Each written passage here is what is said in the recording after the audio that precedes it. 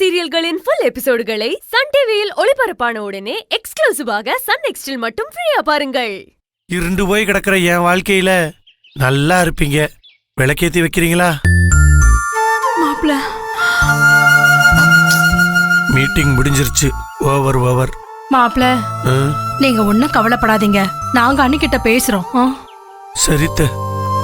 அக்கா, நீயும் துர்காவும் போய் பேசுங்க. அதான் சரியா இருக்கும். சரி சக்தி.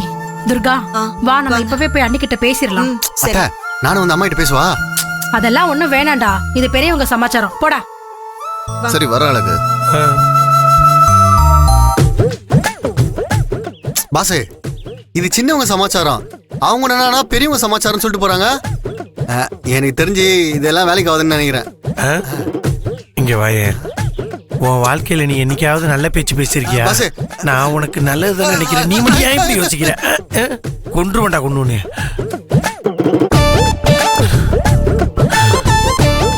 ஆண்டவா, இந்த டீம் அனுப்பியிருக்கேன். எப்படியாவது நல்லபடியா பேசி முதல்ல ஒரு நடத்திடணும். நடத்திடுவாங்க. ஈஸ்வரி.